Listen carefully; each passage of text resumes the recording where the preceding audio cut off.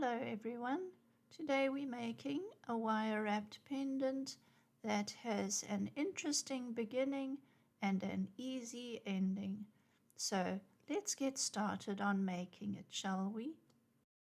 You're going to cut one length of copper wire 1 millimeter thick, 10 centimeters long. You'll need a very pretty focal briolet bead or something similar, and 24 small seed beads and 4 sparkly ones. So now we're going to cut that piece of wire 10 centimeters long and make a little neat loop at one end. This is just to show you where the focal bead will be later on in the design. Take 30 centimeter length of 0.3 millimeter wire and begin to wrap the one end of the main wire near the loop.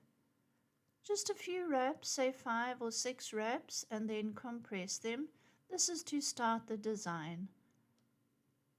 Now to make the loops, you're going to thread 6 seed beads onto that thin wrapping wire, slide it down the wire, and then onto the main wire, the one with the loop, you're going to put 1 sparkly bead, and then wrap the looped wire around it.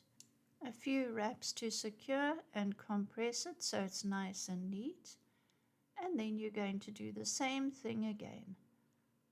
Put on your sparkly bead, 3 millimeter one, and then thread on 6 little seed beads onto your wrapping wire, and then you're going to loop it over that sparkly bead again on the main wire. There's your second loop.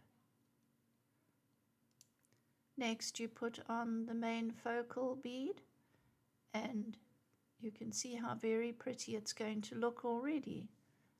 Take your 3.3 millimeter wrapping wire across your main focal bead and anchor it onto the main wire, and then thread on sparkly bead onto the main wire, and then thread on 6 seed beads onto your wrapping wire. And again you're going to make a loop and anchor it. There is something about small beads wrapped around a big focal sparkly bead that always pleases the eye.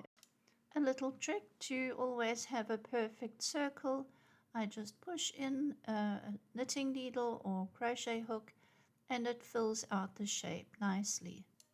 Now you're going to do your last loop. Put the sparkly bead on the main wire and thread your 6 little seed beads on, and then wrap it, anchor it, and finish off. You're going to cut the end of that wrapping wire and smooth it around so there are no snaggy bits. And then we're going to trim the ends, the end of that main wire, to form another loop. This is such an easy and effective way to make a very beautiful pendant. Now the last little trick is coming. Finish off your loops on each side and make sure that it's balanced. Each side looks exactly the same as the other. If you're wondering why my hands look scratched up, it's because I've been taming a very scared little cat in my garden, which I think was abandoned, and so we've slowly made friends with a few little scratches here and there.